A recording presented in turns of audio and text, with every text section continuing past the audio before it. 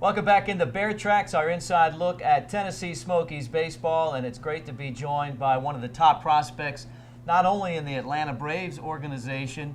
Everyone here in East Tennessee knows we're in Braves country, but in all of baseball, former standout in the SEC and #1 overall pick, Dansby Swanson. Thanks for taking some time for us. Yeah, absolutely. It's a great place to be, and like you said, South is kind of my home, through college and where I grew up and everything, so it's a good opportunity. You were drafted by the Arizona Diamondbacks, and some people might not know that, and then you were traded, and you got dealt to the team you grew up watching in your own backyard, the Atlanta Braves. Yeah, wild turn of events, especially, being across country to start, and kind of like being refreshed by being away and, being out on the West Coast and then being in Oregon for part of the year. And then, during the off season when you're just having a nice dinner, your world gets flipped upside down a little bit, with the trade. And, I couldn't be happier. It's like you said, the team that I grew up watching, it's in the place where all my family still is and all my close friends and everything. So it's kind of like a dream come true, and just happened a lot earlier than I guess anyone really anticipated. Braves now are the team, like the Cubs, that have the top-rated farm system. They're in the middle of a rebuild, and you're kind of at the top of that list, not just as a prospect, but as a player that we'll see every day sometime soon in Atlanta as shortstop.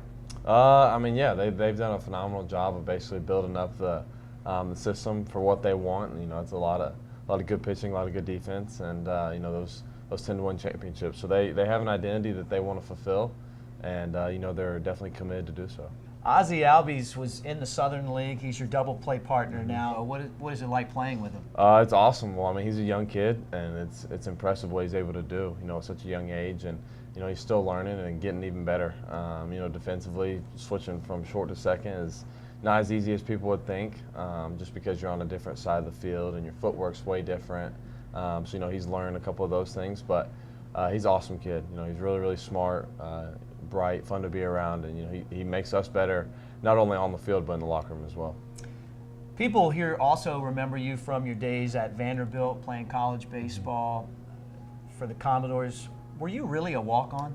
No, that's not true. It's funny because I wasn't on baseball scholarship my freshman year at Vanderbilt, but with how Vanderbilt works is they have an endowment where they can grant every student, regardless of athlete, whatever, money to go there. And it's always based on your financial situation at home. And my freshman year, it worked out better for me to be on financial aid by the school rather than baseball scholarship. But once my sophomore and junior year came, I was on baseball scholarship. So the walk-on thing is not true. I hate to break it to everybody, but it's not. I was going there to play baseball all along. There was never a question whether I was going to be on the team or not. It was just how the financial situation added up. Well, you guys won the national championship. You're right in the middle of that. What was that like?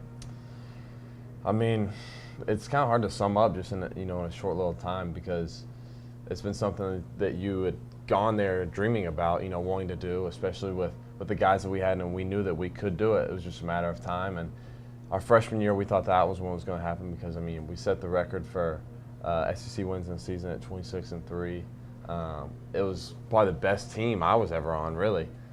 We just dominated night in and night out, and then we fell short not even getting to Omaha. And then the next year, we're like, we got a lot of talent, but a lot of inexperience. It was my first year playing, basically. We had a lot of other guys first time playing, new positions, and it just all came together at the right time, and we ended up winning. One of your former teammates, and now he's in the major leagues as well, Carson Fulmer. Yeah, he's an animal. He's awesome. He's one of the best guys I've ever met. Phenomenal talent as well. He is in the big leagues now. First ever outing, Pujols was his first batter, struck him out on 3 pitches, so that kind of sums him up. But still not over the fact that he hit me. I don't know if you guys knew that, but he did. Yeah, he hit me, and it was funny. So he hit me the day before the All-Star break, and me and him didn't talk again until the Futures game out in San Diego. Yeah, so we made up then, but I was not very happy with him leading up to that point. You weren't going to charge the mound. But no, I probably said some things I would never repeat again, especially for my mom to hear. But it was not a happy time. Last question for you: when do we see Dansby Swanson facing him in the big leagues? I don't know. I have no idea. That's nothing in my control, and it's kind of nice that it's like that, just because I just have to worry about one thing, and that's going and playing every day and and enjoying it, and which I'm doing. So we're looking forward to seeing Dansby Swanson play for the Atlanta Braves in the major leagues, but for right now, we'll enjoy him here in the Southern League. Thanks for being on Bear Trax. Absolutely, absolutely. All right, more show coming up.